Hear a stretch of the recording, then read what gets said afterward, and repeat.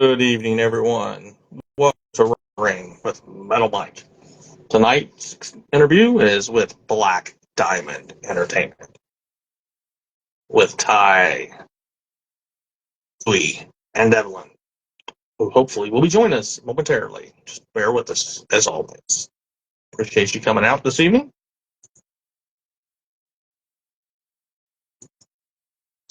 Hopefully, the gentleman will be joining us very soon. Hopefully, everyone's staying cool this heat wave that's covering pretty much the whole continental United States. Especially, seems like it's bearing down on Kentuckiana pretty hard. I know it's not been fun. I was out at it for a little bit today, so I can only imagine what people that are really working out in the heat are doing.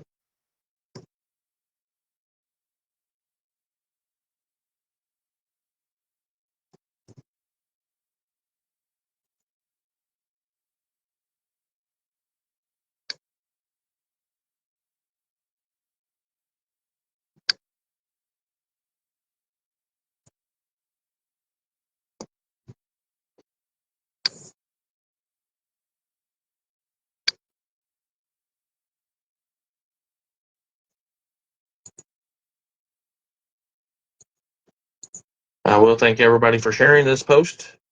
I appreciate it. For this evening, hopefully we'll have a good turnout and learn a lot about Black Diamond Entertainment, if I can speak correctly, as always. Seems like I stumble all the time because I'm not used to being live and talking by myself.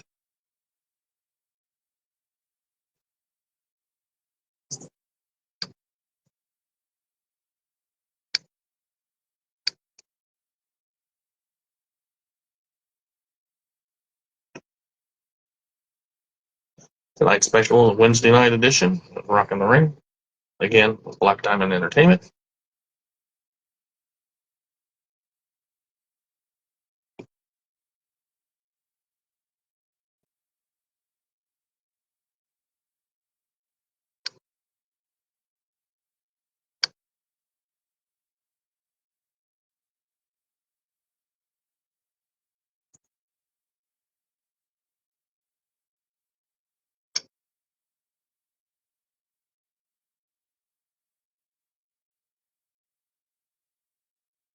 Again, we are waiting patiently, as always.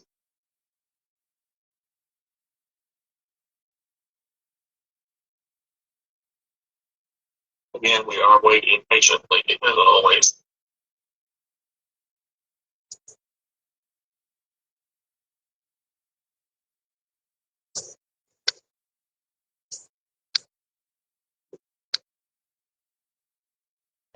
Oh.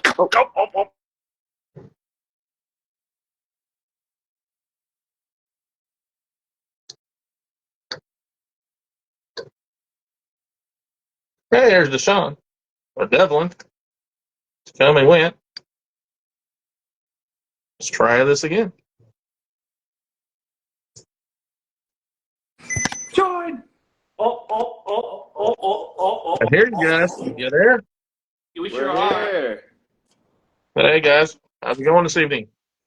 Other We than sure can. figuring out a phone, fabulous. We were great.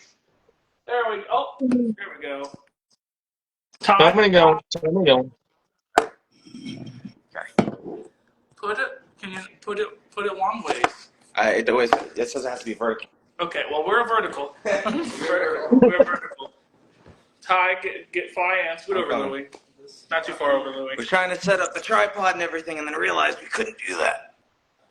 Okay. Yeah, I've had those troubles myself. This is This is the professionalism you get from Black Diamond Entertainment. Hopefully, everyone is enjoying. Hey, it's entertainment. Uh-oh. For you. I think it's finally sitting up correctly. It's fine. It's sunny. It's okay. We are daytime players. Can you hear us? I can hear it, but I look like a fool with my bald head. Well, you said it, Mike. Bald is beautiful. It's 2025. Well, so they say. BD live in an undisclosed location, recorded in a live studio audience. Where's the laughter? I got it right here. Play whenever we think I'm funny. Oh man, that's all we're gonna hear then. All right, guys. We knew we were going to have fun. It's already started. Louie's taking pictures of how had we looked. All right, guys. Welcome to the show. Welcome to Rockin' the Ring with Metal Mike. Glad to be here. Appreciate y'all coming with me. Thanks for having us on. Ty's dead. Yeah. The Sean said, One more time, Robot Mike. I said, let's get started by introducing yourselves. Sure. Well, Louie, you want to start off? I am the leading man of professional wrestling, Louie Boudreaux. I am the stunning stuntman Ty Vance. Oh, we're giving work names, baby. All right. All right. Okay. My name is Devlin Devilish director himself. All right, guys. Well, we noticed this afternoon that Devlin is celebrating his 3rd anniversary as a professional wrestler. I know. I'm becoming a small. Actually, but fun fact is all 3 of ours. We all debuted the same day at the same show, Independence Rage at Ohio Valley Wrestling. I debuted the same match with you. We debuted as a tag team. Ironic. Yeah. And you debuted as the singles guy in the BDC before it was the BDC. Yeah, in the Black Diamond Club. Yeah, so that was our first ever show, and we've been running ever since. So happy anniversary, guys! Happy anniversary. Happy anniversary, fellas. That's impressive to get as far as y'all gotten in those 3 years, in my opinion. Even though it's not left Kentucky that much of Kentuckiana, but you're still getting out there and hustling. We got to tear down Kentuckiana first before we tear down everywhere else in the world. So we're just going state by state. So after we have a full Kentucky takeover, yeah, it's our Midwest tour. Then we'll go and conquer other states, cities, countries, and counties. Right. I mean, you're wrestling in Indiana, Southern Illinois, and Central Kentucky. So that's a big start. Oh, yeah. 3 states all in 1 month. Mm-hmm. That's correct. Well, I've known you fellas for quite a little while before you even came to. I said I've known you fellas for a little while when you were at Ohio Valley Wrestling, when you were just getting your feet wet. Yeah, absolutely. So tell us a little. Let's go back before OVW when you were young gentlemen, and tell us a little. I don't know who starts because I know you all 3 of you can talk for a little while. Let's start. Where was your wrestling starting? I was like, I know for me. For your love of wrestling? I was like, I had a trampoline when I was younger, and I'm obviously the smallest one in BDE, clearly. What? No. Small B. When I was younger, I had stuffed animals that were bigger than me, and you think, on a trampoline, I'd be hitting choke slams and stuff like that. No. I was taking choke slams and swanton bombs. I was selling the whole time. Selling for Winnie the Pooh. Yeah, exactly. So, like, I think that's probably where it started for me. But who got you? What wrestler got you started? The love of wrestling. Not a teddy bear. It's either RVD or Jeff Hardy. Yeah. You don't say that. Yeah, exactly. All you do is throw kicks and jump off stuff. Yep. Sounds about right. Thanks, Van Dam. Thanks, Hardy. Yeah. Those are definitely the right. Started. Right. My 2, I think the 2 that got me started were Ray, which is wild because I don't. Mysterio does. Athletic as a couch. Yeah, athletic as a couch. Love seat, yeah. But Macho Man. Macho Man's like consistently always been my favorite wrestler. My dad showed me WrestleMania 3, I think is what it was. Oh yeah. Ricky the Dragon Steamboat versus Macho Man, and it has stayed like in my top 5 favorite matches. Like I loved it as a kid, watching it on VHS with him, and still like now that I'm a wrestler and I can watch it and go like, man, this match is phenomenally planned out and just amazing. Probably Macho Man was the one who got me fully into wanting to be a wrestler and being like, yeah, that's what I want to do. Well, I totally agree with that. That is probably one of the premier matches from the '80s, if you ask me. I love it. It's still, I think, in like top 3 favorite matches of all time. Right. That's what I can't tell you where it was located, but it's probably in the top 10 somewhere in mine at least. I don't keep track of my favorites, unfortunately. My top 4 favorite matches are all matches I've been in. So I mean, if my matches isn't in your top 4 or 5, then you're really not a wrestling fan. I'm just saying, I'm a big fan. You better be careful. We might block out the screens as your head's getting so big, right? Oh well, God gave it to me. I just signed for it. I think my favorite match of all time has got to be BDE versus Too Tough Tony and Reverend Ronnie Roberts. It's not mine. I've never been hit so hard in my life and eaten so many pickles, not by choice. So thank you, Too Tough and Reverend Ronnie Roberts. Who brings a rubber band gun to who brings a rubber band into a wrestling match? Crazy.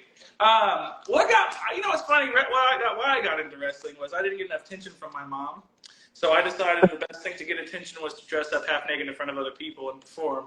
But I liked wrestling from a young what? And wrestling you chose. And wrestling you chose. Well, it could have been worse. It could have been making movies with my uncle, but I chose wrestling, thank God. And some of there goes that. But I always had a thing for. I remember watching on live TV, in the late '90s and early 2000s, watching wrestling all the time. And my friends were really into it, and I remember getting the magazines from Kroger, the Pro Wrestling Illustrated, before I knew anything about wrestling other than just the WWE guys. But that's kind of where I got obsessive compulsive, and growing up with the beginning of internet and being on Wikipedia and reading everything I could, so I became a wrestling savant. They probably think the same thing about me. I can do the theme songs, the facts for no reason. I don't know much else about my life. I've never met someone who knows so much about early 2000s TNA. Oddly specific wrestling. And then some of my influence, I guess, was who I liked a lot was Shawn Michaels. He was the guy for me. Christian. Those were my 2 mains, and my mom hated Shawn Michaels because she thought he was a backstabber, which he was. So fun fact, my real name is Deshaun Michaels. So Kelly, and my mom's, I'm like, why'd you name me after my favorite wrestler then? And she did not like that at all. So jokes on her. But those are 2 of my favorite guys that got me into wrestling. And yeah. No. All right. Okay. Well, believe it or not, for your age group, this is the first time I haven't heard the one and only John Cena mentioned. So when I was a kid, John Cena sucked. Yeah. I remember going to Raw for my 13th birthday, and it was right around WrestleMania time. I think it was after a Rumble, right before WrestleMania. I can't remember which WrestleMania it was. Someone can fact check me. And it was me and 4 other friends. They went to the little kiosk to buy stuff. Every one of them bought the John Cena hat, the shirt, the necklace, and I think it was My Life, whatever his DVD came out, or My Time. And I was the only one who bought the magazine, and I ripped out the CM Punk page and kept it. So that just shows you I didn't care for Cena at all. I remember Mr. Kennedy was the one who got me the most excited at the show, and Chris Jericho. So I always was a little different than everyone else. I was never Cena. I was Punk. I think Punk of that era. Punk was my favorite. I know the pipe bombs, the over play or said thing that everyone says to get them into Punk. But I think Straight Edge Society was I don't know. I liked Bad Guys growing up a whole bunch. Seems explains why you're a bad guy. And it's not a work, brother. Louie's a shoot bad guy. And Ray. I just liked Ray a whole bunch. I liked I grew up loving superheroes, and Ray felt like the one watching WWE who was a real life superhero. It was never Cena. I never liked Cena. I like him now, though. Cena's great. I mean, in hindsight, retrospectively, he's one of the greatest of all time. But as a kid, I was definitely a Cena hater for no reason.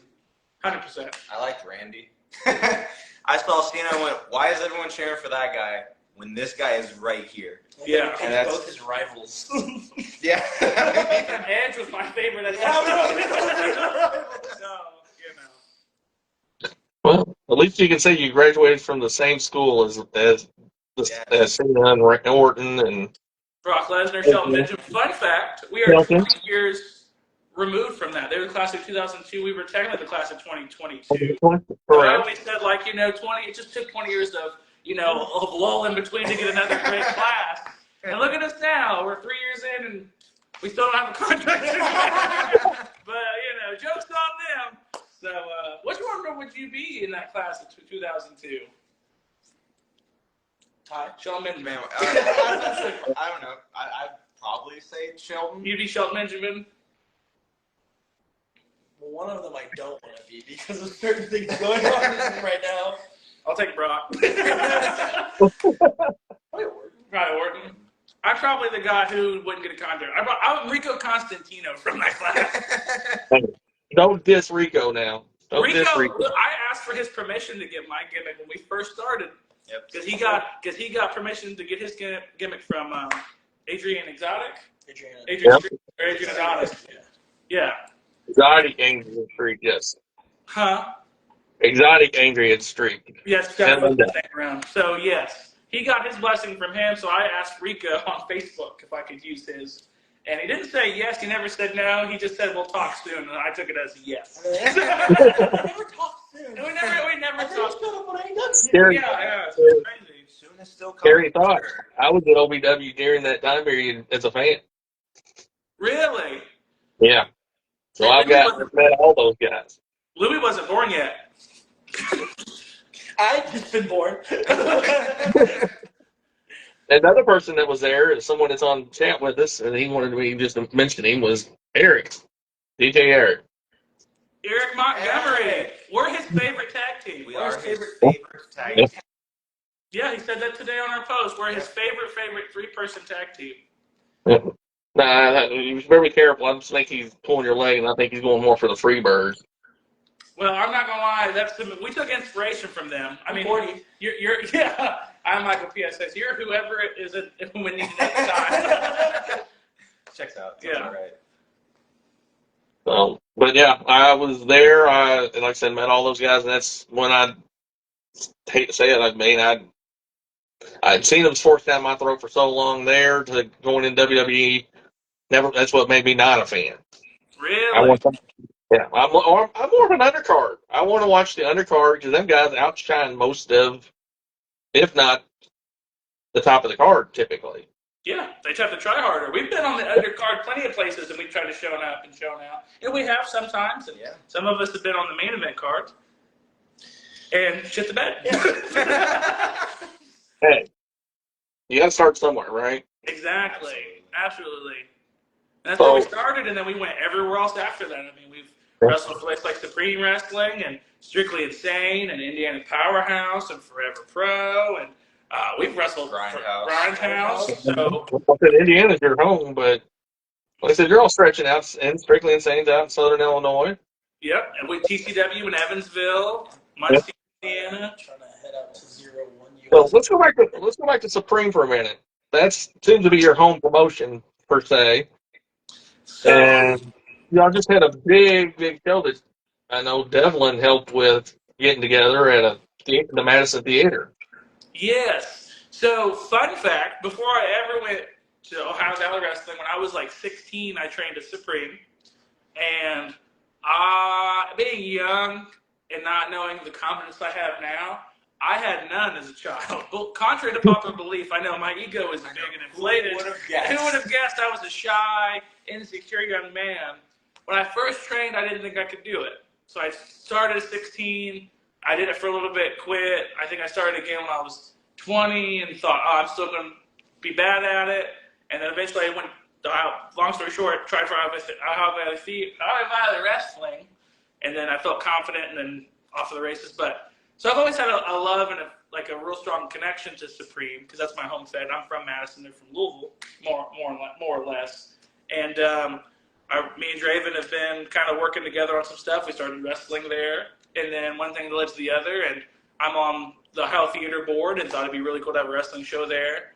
And been talking about it for 2 or 3 years. And finally we pulled the trigger on it. And I thought it was not going to be a great show and ended up exceeding all my expectations. And we had a sold out show of 400 plus people in there. And we sold out, and we had no ticket pre-sales for the month that led up to it until the 2 days before. And it was like 10. And I was like, oh, well, it looks like we'll get 14, 15 people in there. And then the day of, it went to 160. And then I walked outside. And there was a ton of people outside buying tickets. And it was like, Louie, you came up to me and you said, have you went out in the theater yet? And I went, no, why? He goes, just go look. And I go in there, and from far as I can see, is there's a sea of people in there.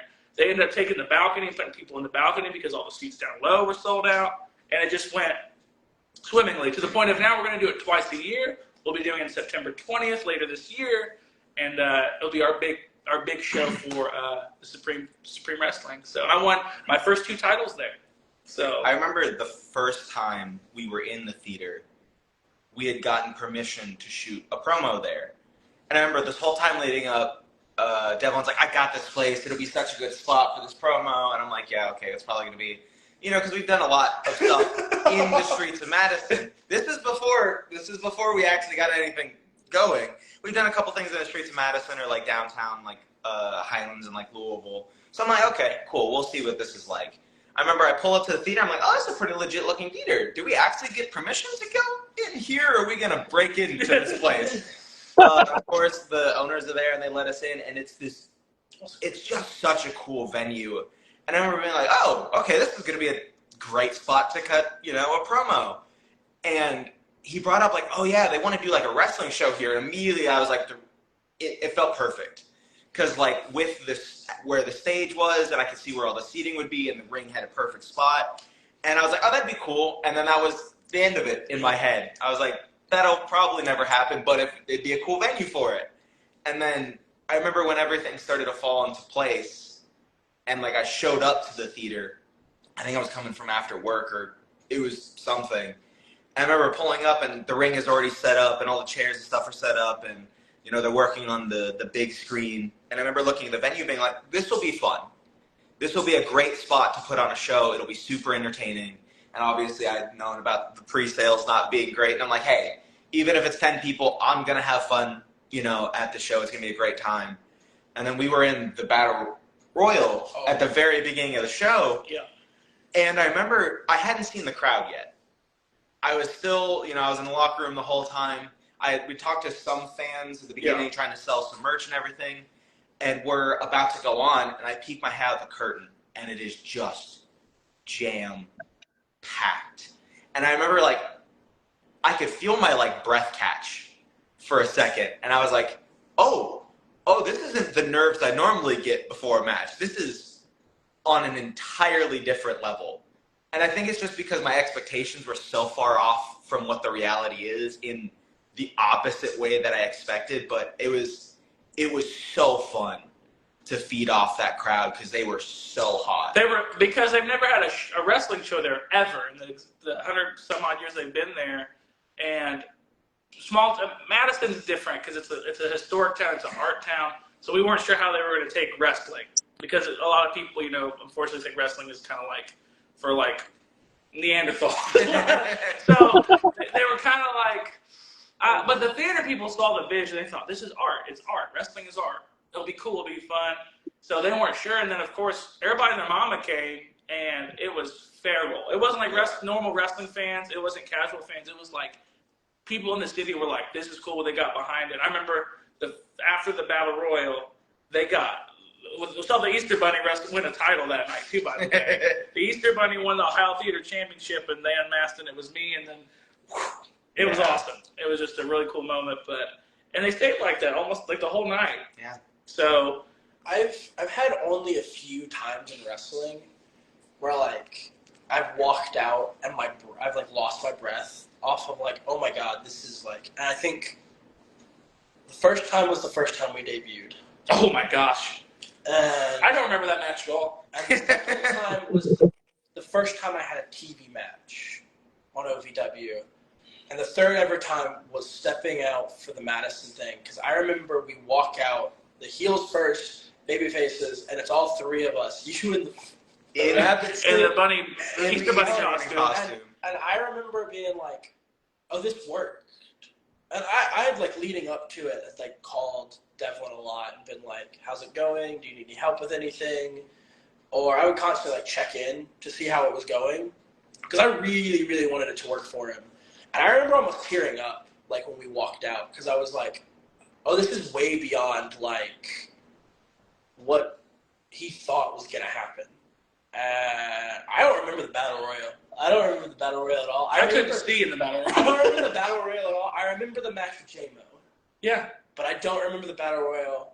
I just remember like it ending, and then the huge pop when you took the hat off, like the head off, and I remember being like, oh, this is gonna be good. Like the rest of this night's gonna be good. Yeah. Because wrestling in my hometown, for my home fed, in the theater I remember going and watching movies for like the real cheap summer movies. It just was like my mom got to see me wrestle, got to see me be in the front row. She can't really go to shows, so she got to see me wrestle, and it was just a perfect cocktail of things. And it was awesome. It was crazy, and it went the absolute best possible way I couldn't even imagine. I'm still kind of blown away by it. The paper did an article about it, and they were all thrilled, and they talked about it, and just, it was awesome. I can't thank Supreme. I can't thank Eric Draven enough specifically, because he helped me do a lot of it, and the people at the theater, Elizabeth and Chuck Oxshire, they were fantastic. One other thing that happened in your third year. Well, I can tell you, right after that show happened, and I was seeing the posts from it, I congratulated you on that accomplishment. That was awesome, dude. Especially to be just at that point, just over 2.5 years. Yeah, and I'm running my first show. Like, I've always wanted to learn other things other than just wrestling, because for a minute it was touch and go for me if I could even wrestle or not, because I got hurt twice and like the severity of almost going into kidney failure. So I'm glad now I'm learning other things just in case. I hope it never happens. I've been fine. Well, that's why you're not the stunt man. Do what? Yeah, send in the stunt. Exactly. That's why I'm here. Send in the clowns. That's why I'm here. All right, so let's go back a little bit further, but I wanted to get the happy things out of the way. Going back to training. So you trained at OVW. Yep. Wrestled there for about a year. That checks out. Yeah. So what are some of your memories from there, working with Al and the rest of the gang? So we were, the way our class structure worked is we were broken into like 3 separate classes over time. So it was a beginner, intermediate, and an advanced class, all taught by Cashflow, Tony Gunn, and Doug Basham, respectively. It was maybe the 3rd or 4th class in the beginner class with Cash that Al was there. I think it was like one or 2 days during the week. I remember this. He would show up and he'd be the one to teach the class, and then whoever else was teaching would, help out. It would usually be like shoot Greco-Roman wrestling. Yeah. To teach us how to protect ourselves in the ring in case anyone would want to go into business for themselves. He would teach us how to protect ourselves. You need to know the basis of Greco-Roman wrestling so you can understand professional wrestling in case people were to do these things to you in the ring because you're a young boy coming through. And so he would teach us a lot of shoot ways to wrestle. That and it was always why. So, yeah. Anytime we were taught something, it was why. Anytime we did something, it was why. Why'd you do that? Why is that what you thought of? Why, it's because everything has to have a meaning. Everything has to have a purpose. But the first time he was in the class, he got in the ring with us, and it was exactly that. We were going over Greco-Roman stuff and takedowns and everything. And he went, all right, someone get on the mat. Ty, get on the mat. I went, okay. I laid down on the mat, and he's like, flip over, on your stomach. I go, okay. Immediately, Al Snow gets in a full mount and is just spinning circles around me. And he's like, get up. And I'm like, I can't. He's like, that's the point. And I'm like, we just started. What are you doing? Ty Vance, first week, full mounted by Al Snow. WWE former wrestler Al Snow. Former WWE Tag Team Champion Al Snow. Former WWE European Champion Al Snow. And I remember sitting there obviously it's a goofy moment, but he was obviously teaching us something. And I was on the mat looking at the canvas going, I don't think I can learn anything from this. I think my mind is too scattered to even understand what is happening or what he's saying. Flashbang. Yeah, Flashbang in a room inside run. You're mounted by a grown man that you watched on TV. Yeah. Yeah, honestly, we watched it. Me and Louie had a wonderful Great bonding experience. Exactly. But no, I can't say how thankful I am that's, where I say I've trained. Did you get mounted by Al Snow? Yes, I can't say how thankful I am that I got mounted by Al Snow. No, I think we have lucked out so much with not just our trainers, Obviously, Cashflow, Tony Gunn, Doug, Al, the Outrunners, because they used to help out. There's a ton of people. There was so many. Yeah, there were so many people that helped out, and I think we were just so lucky to be in that environment where it's all of these successful people that have done it. They know what works, they know why it works, and they know how to deliver it to the people that are trying to learn it. We were there at the perfect time. We were there. Oh, 100%. Like, and it was weird because it was post-COVID, so they did like a small, more intimate class. And our classes started off at like 6, and ended up going down to 3, so it was just us 3. So we got to really learn about each other, work together, see each other day in, day out. But it was the perfect time because not only that, the class was small, Netflix came, they got bought. So we were like in that sweet spot of the right place, right time. So we were like kind of under a microscope in a lot of things. So we learned a lot. There's some things that didn't work out the way we wanted it to work, but you couldn't have picked a more better time to be there than then in the last 15, 20 years. I genuinely don't think I would know what to do in the ring or like what to do in certain situations I've been put into in wrestling since leaving if it wasn't for them. Like Doug Basham especially, and like what Doug taught me in tag team wrestling and just wrestling in general, like the psychology. I don't know if I would have the confidence that I've formed from wrestling if it wasn't for them. Yeah, I think those classes have helped so much. I remember I was at a show, I think it was sometime last month, where we were putting together, everything, and somebody comes up to me, and like, I think it just caught me off guard because I'm just so used to, we get there, we figure out, what we're doing for that show, and we make it work. I remember somebody comes up to me and they were like, I really like how everything you put into a match, you make it make sense. You make everything have a purpose, and it, like, I can't exactly how they word it, but they were like, everything you put into a match, you make it make sense. And I think that is just that's from being at OVW and being drilled with why. Why are you doing it? Why are you doing a bit like this? Why would you choose this over this? And it's just that everything you do has to have a reason for it, and it has to connect with the fans. Mm-hmm. And that's the biggest thing, because the difference between training and performing is the fans. Everything else is the same. And you learn in classes, in training, what to do to get those fans to react. But when you're in front of the fans, you learn what does and doesn't work. Mm-hmm. And it's such a big difference to actually respond to them and how they're reacting, what's working, what's not, rather than just going out and doing what you think is cool, which has its merit. Don't get me wrong. Yet again, I'm the smallest guy. I love doing the stuff that just looks cool. But because you can do it.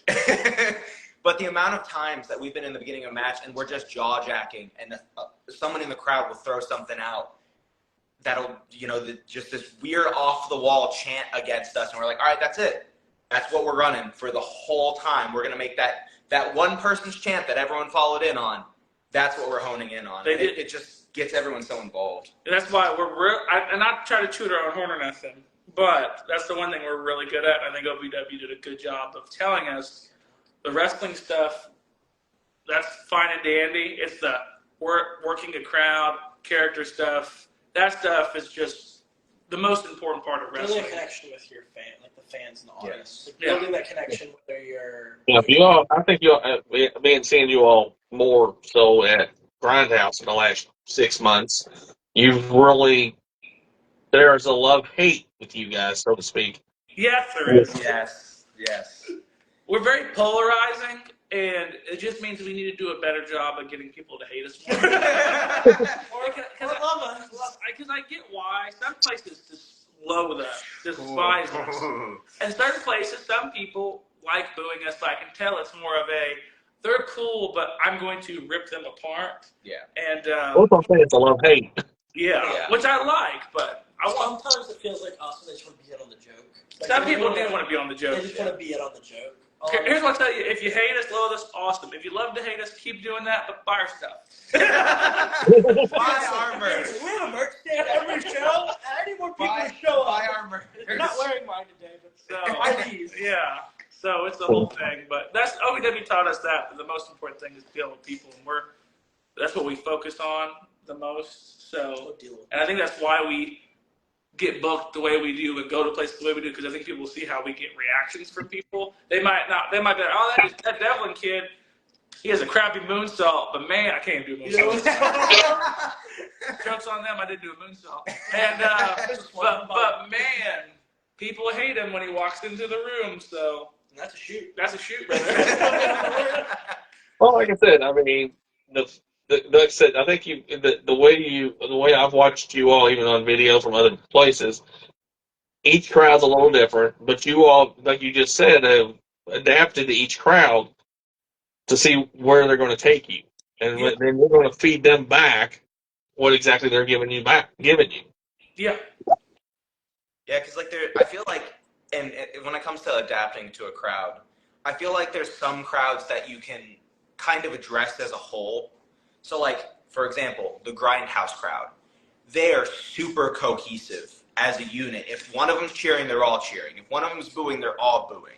They latch onto chants really well, and they're really receptive as a whole.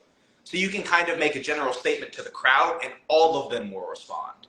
Some, though, are like feral animals. Yeah, there's some promotions where it's different people are getting different things out of it at the show. I'm looking at you strictly. So, yes, we're looking at you strictly. There's a lot more individual work being done where maybe one person is being more loud than the other. Yeah, is maybe making more noise, whatever, and you single them out and try to get everyone else involved in it. Mm-hmm. And it's kind of using the ones who are reacting and are receptive and, doing the giving and take to make everyone else do this. I was going to say, that's what happens a lot of times. If we get, like, strictly, we got a couple of people that loathe us. Yes. Loathe us. Like, every show we go, I hope they're there. Because if we get a reaction from them, if we work them, usually it's an infection. It'll start spreading around the violence. Yeah. Territory stuff. Yeah. So that's the plan. And I think we're really good about adapting to each crowd and working off our strengths. And we're also pretty quick-witted. So there's a lot of times people will go like, "You suck," and we're like, "So does your mama," or whatever. We think and it's a lot of fun. And I think that's why a lot of people like the love to hate us thing too. I feel like some people see kind of through us and they realize we're having a lot of fun when we do stuff. And I think a lot of people enjoy that because they see us having a good time, being the hoop and hollering, carrying on, kind of goofy kids, and they're like, "That looks like so much fun. I don't like them, but I love what they're doing." So, that's why one of the posts I said, let y'all join in the party. Yeah, exactly. I mean, they like going back to the Grindhouse crowd. They are in for fun, and they know it. No matter who's in the ring of the three of you, they know something's going to get a reaction. Yeah. Sometimes we're guys in the ring. Sometimes it's a tag match, and sometimes it's all three. And sometimes it's all three. So yeah, we give them what their money's worth. Yeah, you do. Sure. But then, like I said, you've got Louie and Devlin are tagging pretty well across the region, and then Ty's doing the singles. So when y'all got titles, yeah, we do. What's funny though is each company treats yes. It's funny you say that. Me and Louie well, funny enough, there's certain companies that they play around with this a lot. So Indiana Powerhouse Wrestling, they see them as the tag team. It's Ty and Louie, and they're the former tag champs. So they see me now as a singles guy. Before I was just a manager there. Supreme, it was me and Ty as the tag team, but Ty's been taking a lot of time off for schooling and work, and so me and Louie have been the tag team, and now it's me and someone else that's not Louie as a tag team, and Louie's just there. But then you go to shows like Grindhouse where they see me and Louie as the tag team and Ty's the stunt guy as a singles guy. Then you go to TCW and they see them as the tag team, me as the singles guy.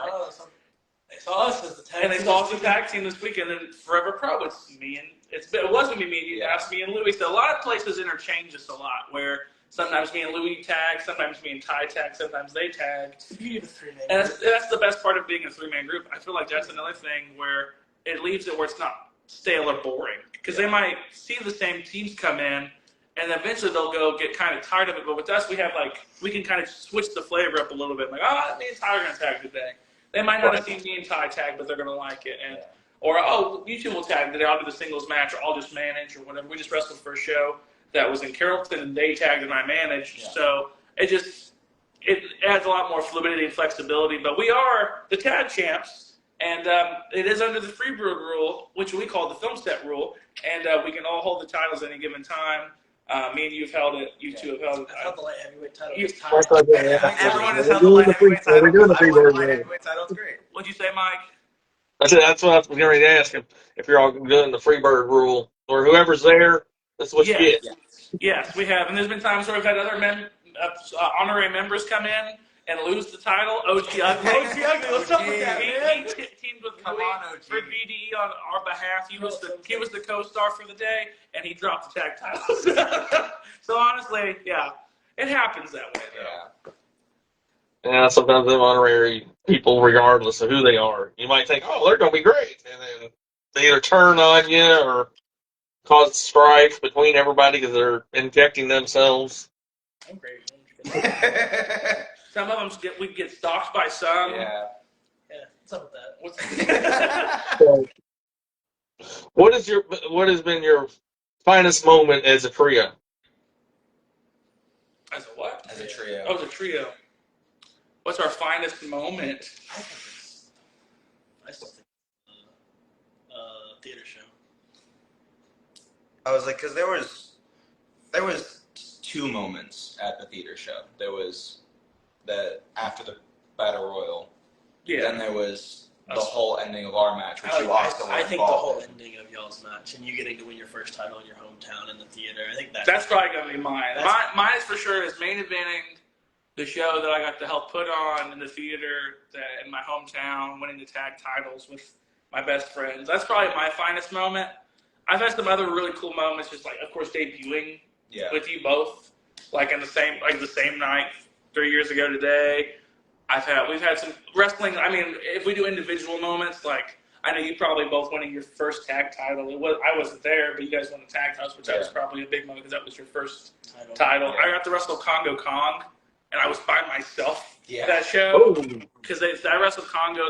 You wrestled for a different promotion because sometimes we'll split up and we'll go to different shows to cover more ground. And definitely, if it's a company that we've worked for before, then they go, "Oh, that's the guy from that group." Blah blah. Congo, main eventing my own show, and debuting wrestling Steven Flow, dog. Steven Flow. And he's the copyright friend. Tegan Rose said hi to Louie. Who said hi to Louie? Who did? Tegan Rose or Tegan Thorne. Stalking in the live stream, great. Cool. Blocker. But I think the finest moment is the theater show. But honestly, I think every moment together has been a fine moment with my boys because I love them. Sweet. They're my children. Even though I said brothers on my post. Children. You know, I don't want to hear about those children comments. Yeah. I'm the oldest one in the group. I'm 28. I'm not old, but they're my children. They're my boys. What are your we'll go to a little personal level. Just what are you doing outside the ring as a person, as a normal, everyday, run-of-the-mill person? Trying to avoid my tax evasion scandal right now. Trying not to get deported out of this country. What else is there? Honestly, so what does Deshaun Kelly do? Deshaun Kelly does film jobs, which is that's where my gimmick came from, was film. I have a film background. I did film before I did wrestling. So I act. I have through a talent agency, through Heyman Talent Agency, who's the same agent for Cashflow, who got him the job on Tulsa King. So fun fact, we have the same agent. And I do film jobs. I write stuff. I've directed stuff. I started stuff. I've done some Hallmark TV movies. I've been on Tubi. I've been on Amazon.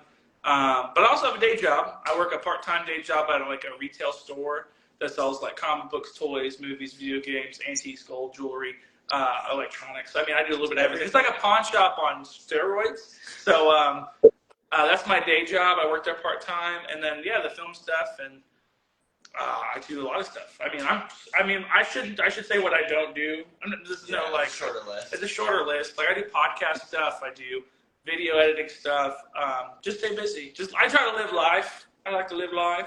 But Ty and Louie, I got people that are kind of a big deal. I mean, we have a teacher over here at a high school helping with special needs, which is awesome. Louie does that. And Ty, you're like a doctor or something. You're like a doctor. I work in healthcare and I help occasionally with specific surgeries, as well as I am now in my second quarter going back to school to be a surgical tech.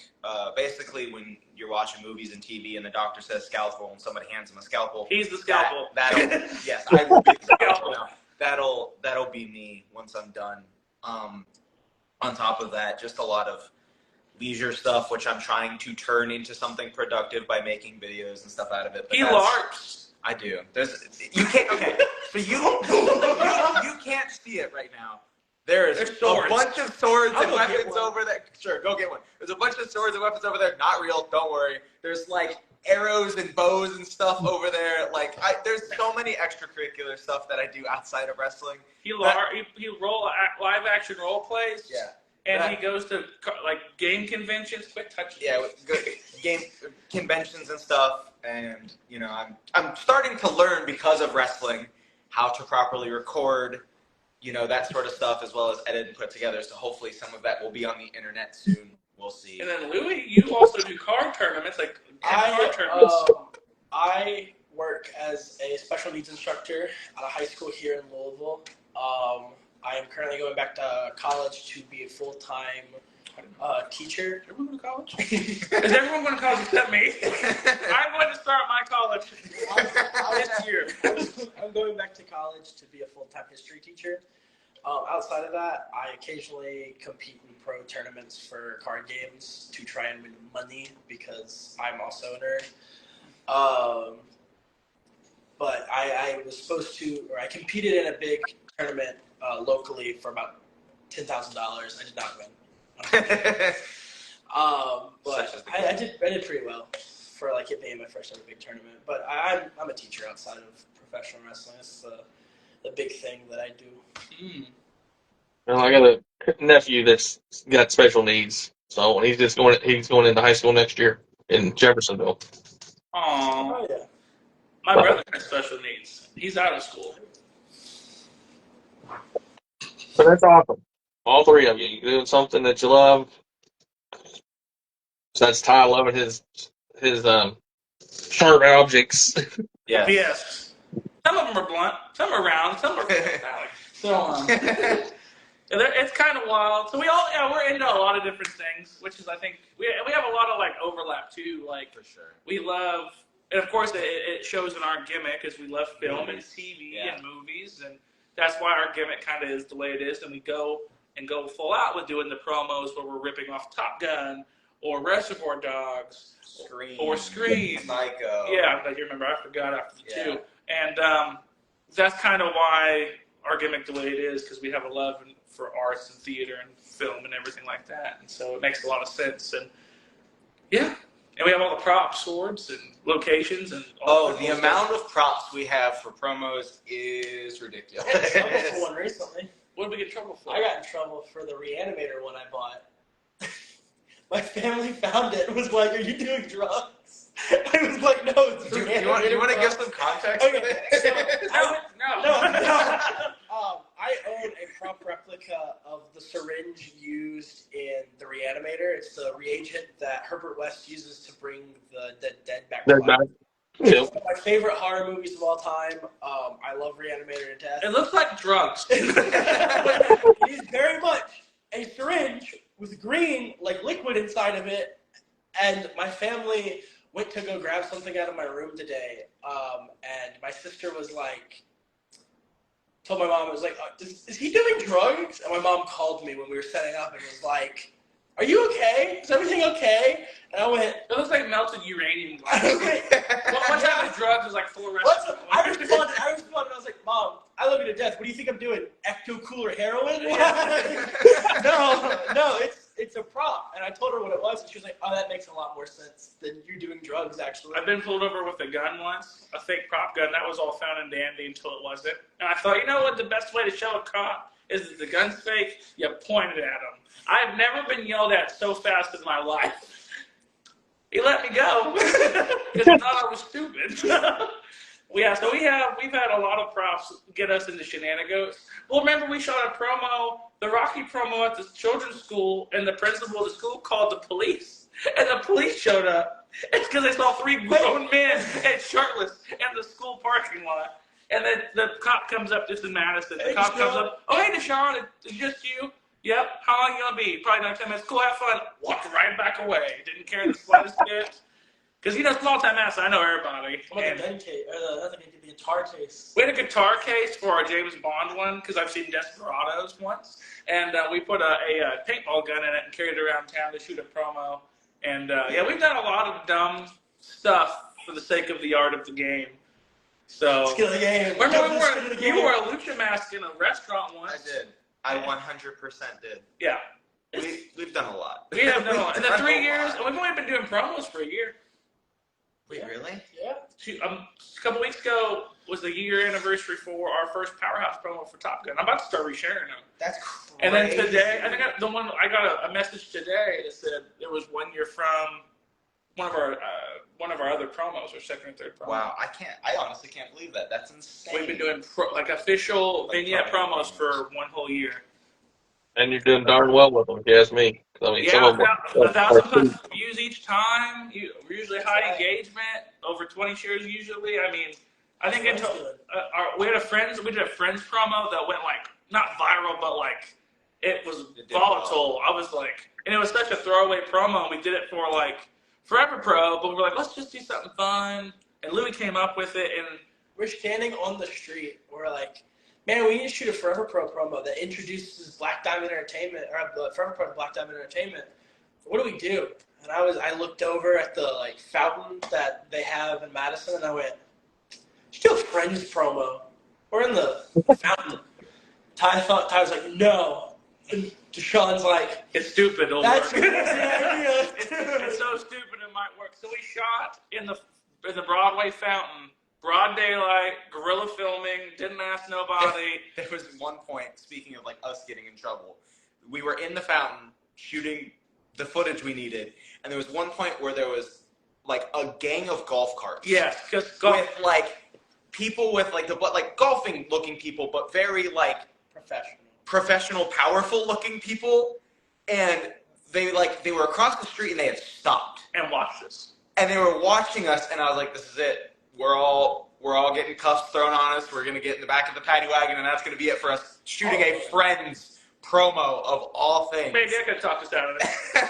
And then I remember we had gotten out of the fountain, and they just slowly drove by, all in a procession. And thankfully, that was the last shot that we needed, and we're like, we got to go. So we pack up all our stuff, and I'm like, cool, they're not going to know it's us. We're doing a costume change. And I look down at the ground, and there's just a line of footprints from the fountain to where we are, because Louie is absolutely drenched from head to toe. And I'm like, we're leaving a Scooby-Doo trail for us to follow back to wherever we go. Yeah. Oh, man. But you're all having fun. That's good. I mean, hopefully, they all stay healthy and be able to keep going for a little while. I'm the odd man out. What's that? My shoulder feel funny. I got kidney failure twice wrestling, so yeah, there's that. How'd you manage that? Huh? How did I manage that? Doing too much. So I got this disease called rhabdomyolysis the first week we trained. Actually, fun fact, my anniversary, that's probably soon. Yep. And rhabdo is like a CrossFit disease, an athletic disease, which I joked to my doctor and said, I'm not an athlete. How did I get this?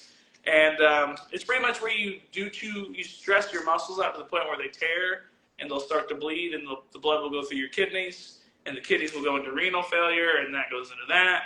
So, and then it makes you quasi-paralyzed. So I was in the hospital for what? A week. A week the first time. and couldn't walk. And then I had to come back, and they were like, "Just be careful, kid." It's because these two jerk-offs, he's over here doing moonsaults day one. Louie was there. So was not doing moonsaults. And I'm like, I need to keep up with them. No, I destroyed my body. And then that happened, 2 years later when we're in Doug's class? Yeah. I should have spoke. And Doug made me do squats until I bled. And so, he almost killed you. And yeah, I got it again, was in the hospital for another week and a half. And then I took a break from wrestling and went, man, I don't know if I can do this. And my boys made sure, they were like, don't quit. Don't quit. There's a lot of dare quit. There was a weekly call. Where you at? You're healed, bro. Where you at? And then I got over it, and we've been running since. So, and they've been my biggest motivators and inspiration. And I know what I can and can't do, and I'm doing pretty dang good at it. I do jabs. I do the road dog jabs. They are money. All right, Ty, I got one interesting question for you. Hi. What is the tattoo on your back? It says Okay. Touch the camera. So. No, go ahead. Show the camera. Show the camera. Just in case people are watching. I'll turn around. Let me make sure. Why are you mine's one nose? Pants. It was like, I don't know if it's in frame or not. But There you go. It says, go for it. no. Just try. To live in a perfect world, we must endure a broken one. That's it. You actually got it. I was gonna say fat chicks need love too. That's what I was gonna say. But no, it is what Devlin said. It's in order to create a perfect world, you have to endure a broken one. Look at me. It's in Latin. I'm not gonna lie. It's my first tattoo. I was super nervous about it. I had done a bunch of research to try to make sure it is what it said. And I remember I had gotten it, and I still got it when I was in high school. And there was a foreign exchange student from Italy that was in one of my classes. Latin. And somehow we got talking on the topic of tattoos, and I had brought up that I had one, but I didn't say what it had said. He says, listen. And I was like, it's in Latin. And he was like, can I read it? And I went, oh no. Oh no, I'm going to find out that I have grilled cheese is better than ham sandwich on my back, and everything's going to be terrible. But he was like, oh, I know Latin. And I was like, no, you don't. He was like, no, we learned Latin in school. Can I read it? And I went, no, you don't, to the kid from Italy. Sure. I went, sure. And thankfully it translated properly. But I felt my heart drop to the floor when he was like, I know Latin. And I was like, I'm dead. I will not be leaving this classroom. I am just going to perish right here. You know what my tattoo says? It's English. a language I know well. But people ask him every show, almost every show. Start coming up with. I do. Started pretty cool. Every time. It's fine. So, but I just didn't ever know what it said. And I didn't want to ask, but then I had my daughters have asked me. It's like, what's that tattoo on his back? I'm like, I have no idea. Supreme. The last person asked me Supreme. They said, "What's this?" I said, "Exits are also entrances." That's what I said. Lord. Yeah. Oh boy. I got a ton Oh. I knew we'd have a fun time. We knew we had a fun time. Well, we've been on this for a little bit over about an hour. So let's close up shop for the evening. Appreciate y'all guys being here, but let's tell the world where you can be found. You can find me on Grindr. Oh, sorry. So you can find me on Instagram, Twitter, TikTok, Facebook as Deshaun M. Kelly, all the same. I make it super easy. My page is a film page and wrestling page for all of them. I have a link tree on my Instagram. You can click on it. It goes all to my stuff. So Deshaun M. Kelly on all social medias. I was about to say, same for me, not Deshaun M. Kelly. You don't say. Either Ty Vance or the true Ty Vance on Instagram. I also have a link tree which brings you to Twitter, TikTok, Instagram, Blue Sky, Facebook, anything anything that I can have a social media for, it's all on there. You can find me on Instagram at King of Mardi Gras. I also have a link tree with my TikTok, my Facebook, my Twitter on it as well. I believe my Twitter is also at King of Mardi Gras, and my TikTok is also at King of Mardi Gras. My Facebook is Louie Boudreau, but you could find the link tree, and I have all of it on it. And you can follow us, like, share, and subscribe to all of our social medias, but please don't send us messages asking for money. We're making money for us, not for you guys. We need you to make money to pay us. Yeah. Instead of asking me for $50, please give me $50 to buy my merch. We're joking, but we're mostly serious.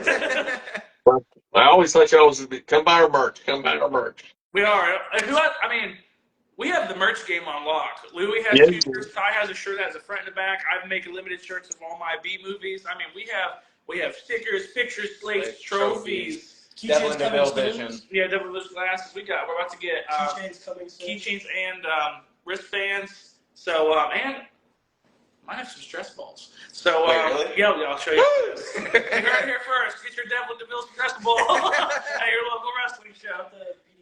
All right, guys. Well, again, thank you. You can find me on Facebook, Instagram, TikTok, and YouTube, where this video will be downloaded to on TikTok and YouTube. Once this is done, is stay all out. Unfortunately, with Facebook's new policy, this will be staying on the Facebook page for 30 days as this evening goes on. Again, thank you guys. You guys have a great evening, and we'll see you soon at the matches. See you at the matches. Remember, Black Diamond Entertainment is the only entertainment for you. Man, you were both like, come on. Get the tackle. Exit off.